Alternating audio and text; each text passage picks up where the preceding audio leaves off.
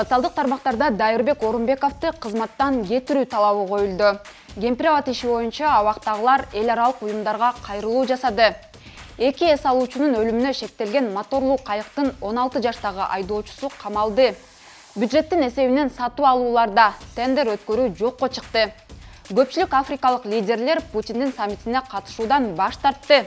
Америка Кошмо Штаттары Украинага 400 миллион долларлык жаңа аскердик жардам берери белгилүү болду.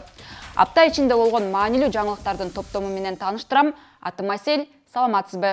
Социалдык тармактарда Дайырбек Орунбековду кызматтан кетирүү талабы коюлду. Президенттик администрациянын маалыматтык саясат бөлүмүнүн башчысы Дайырбек Орунбеков чек ара чыры боюнча такталбаган маалымат таратып, дуу түштү. Анын постунун алдына жалган маалымат таратып жатасың деген өңүттө бир канча комментарий жазылгандан кийин ал билдирүүсүн өчүрдү. Орунбеков мас деп айыптаган жаран менен медиа хаб байланышып, ал окуянын чоо жайын өзү айтып берген.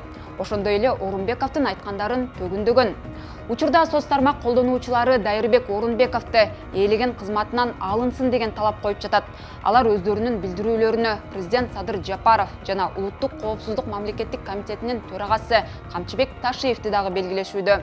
Көпчүлүк президенттик администрациянын маалыматтык саясат бөлүмүнүн башчысы улуттук кызыкчылыкка каршы келген маалымат таратты деп айыптоодо. Ошондой эле эми Маданият министрлиги аны жалган жана анык эмес маалыматтан коргоо жөнүндө мыйзамдын негизинде жоопко тартабы деген суроолорду салып жатат. Аталган мыйзамдын 3-беренесинде Кыргызстанда интернет мейкиндигинде анык эмес маалымат жайылтууга жол берилбеси так жазылган. Учурда бул инцидент боюнча мамлекеттик органдардан да, бийлик өкүлдөрүнөн да эч ким үн ката элек. Кемпир-абад иши боюнча абактагылар эл аралык уюмдарга кайрылуу жасады. Кемпир-абад иши боюнча абакта жаткандар Германия, Франция, Европа биримдиги, Америка Кошмо Штаттарынын элчилерине жана Еврокомиссия менен Европарламентке кайрылуу жасады. Кайрылуу кат ушул иш боюнча камалган саясатчы Равшан Жээнбековдун Фейсбуктагы баракчасына жарыяланды. Кайрылууда президент Садыр Жапаров, министрлер кабинетинин төрагасы Акылбек Жапаров, Улуттук коопсуздук мамлекеттик комитетинин төрагасы Камчыбек Ташиев, баш прокурор Курманкул Зулушев, ички иштер министри Улан Ниязбековго жана алардын үй-бүлө мүчөлөрүнө персоналдык санкция киргизип, аларга виза берүүдөн баш тартуу өтүнүчү жазылган. Жогоруда аты аталган жогорку мамлекеттик кызматкерлер Кыргызстандагы фундаменталдуу эркиндиктердин чектелишине, адам укуктарынын бузулушуна, коррупцияга, жарандык коомду, эркин журналисттерди, укук коргоочуларды жана оппозициялык саясатчыларды куугунтуктоолорго түз дагы, кыйыр дагы тиешелери бар деп эсептейбиз, деп жазылат кайрылууда. Ошондой эле катта сөз эркиндиги менен кошо адам укуктарын чектеген Орусиянын мыйзамдары көчүрүлүп жатканынан тышкары өлкөдө чогулуу, ишкерлик эркиндиги жана саясий атаандаштык чектелип жатканы белгиленет. Былтыр октябрь айында Кемпир-абад суу сактагычынын жерин Өзбекстанга өткөрүп берүүгө каршы чыккан 30дай саясатчы активисттер камалган. Аларга жапырт башаламандык уюштурууга аракет көрүү жана бийликти күч менен басып алууга даярдык көрүү беренелери боюнча айып тагылган. Камалгандар муну саясий куугунтук катары баалап келет. Учурда алардын 14-ü абакта болсо, калгандары үй камагына чыгарылган. Эки эс алуучунун өлүмүнө шектелген моторлуу кайыктын 16 жаштагы айдоочусу камалды.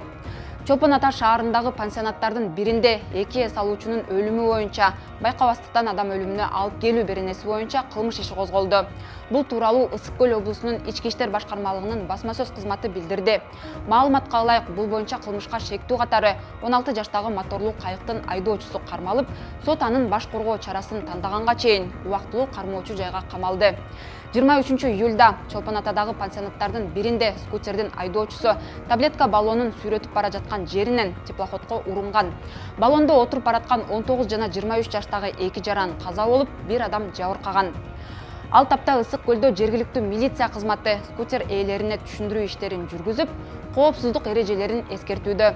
Ички иштер министрлиги тараткан маалыматта коопсуз эс алуу маданиятын калыптандырып, эс алуучулардын өмүрүн жана саламаттыгын сактоо үчүн атайын жумушчу топ түзүлүп, ал топтун мүчөлөрү скутер ээлерине кырсыктардын себептерин түшүндүргөнү жазылат. Эң негизгиси аралыкты сактап, башка адамдардан, скутерлерден жана кайыктардан алыс болуңуз.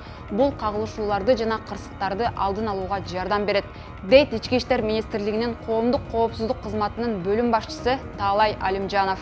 Учурда Түп районунун жана Бостери айылынын пляждарындагы скутер айдоочулары текшерилгени кошумчаланды. Бюджеттин эсебинен сатуу алууларда тендер өткөрүү жокко чыкты. Мындан ары бюджеттин эсебинен мамлекеттик сатуу алууларда тендер өткөрүлбөйт. Мындай өзгөртүүлөр киргизилген мамлекеттик сатуу алуулар тууралуу мыйзамга президент Садыр Жапаров 25-июлда кол койду. Мыйзамда мамлекеттик сатуу алууларды өркүндөтүү жана оптималдаштыруу, ошондой эле коррупциялык көрүнүштөрдү жокко чыгаруу максаты көздөлөрү жазылат. Мындан тышкары документте мамлекеттик сатуу алуулардын жол жоболорун жөнөкөйлөтүү, ошондой эле тендер түшүнүгүн камтыган бир катар мыйзам актыларына өзгөртүүлөрдү киргизүү каралган. Ошентип 13 мыйзамга өзгөртүү киргизилет. Бул мыйзамды Жогорку кеңеш 29-июнда кабыл алган. Белгилей кетсек, буга чейин мамлекеттик мекемелердин бардык сатуу алуулары, кызмат көрсөтүүлөрү тендер аркылуу ачык жарыяланчу. Мындан улам иликтөөчү журналисттер сатуу алуулардагы маалыматтарды иргеп, коррупциялык иштердин бетин ачып, кызыкчылыктар кагылышын аныктап келген. Эми тендер өткөрүү жокко чыгып, айкындуулук жоголуп, коррупция күчөбөйбү? Сиздин пикир кандай? Комментарийге жазыңыз. Эми дүйнөдө болуп жаткан жаңылыктарга баш баксак. Көпчүлүк африкалык лидерлер Путиндин саммитине катышуудан баш тартканы белгилүү болду. Санкт-Петербургда 27-28 июлда күтүлүп жаткан Орусия-Африка саммитине бардык Африка мамлекеттердин башчылары чакырылган. Бирок алардын 17си гана келүүгө макул болгон. Бул тууралуу Орусия президентинин жардамчысы Юрий Ушаков билдирди. Маалыматка ылайык күтүлүп жаткан саммиттин пленардык жыйынында Владимир Путин Орусия менен Африка өлкөлөрүнүн ортосундагы саясий, экономикалык жана гуманитардык тармактардагы байланыштардын бардык спектрин өнүктүрүүнүн абалына жана келечегине өз баасын берет. Ошондой эле соода, экономикалык, инвестициялык, илимий, техникалык жана маданий гуманитардык тармактарда бир нече ондогон өкмөттөр аралык жана ведомстволор аралык келишимдерге кол коюу күтүлүүдө. Ал тапта Америка Кошмо Штаттары Украинага $400 миллион жаңа аскердик жардам берери белгилүү болду. Бул каражаттан тышкары абадан коргонуу жана артиллериялык ок-дарылар, бронетехника жана танкка каршы куралдар кошумча берилери маалымдалды. Бул тууралуу Пентагон тараткан пресс-релизде жазылганын BBC орус кызматы жазып чыкты. Буга чейин Евробиримдик Украинага инфраструктураны калыбына келтирүү үчүн 1,5 миллиард евро бөлгөнү белгилүү болгон. Орусия Украинага басып киргенден бери Вашингтон Украинага $43 миллиард аскерий жардам көрсөткөнүн Америка Кошмо Штаттарынын коргоо министрлиги билдирген. Апта ичинде болгон маанилүү жаңылыктардын топтому менен мен Асель Шамилова тааныштырдым. Видеого лайк басып бөлүшүңүз. Сиздин ар бир реакцияңыз биз үчүн маанилүү. Аман туруңуз.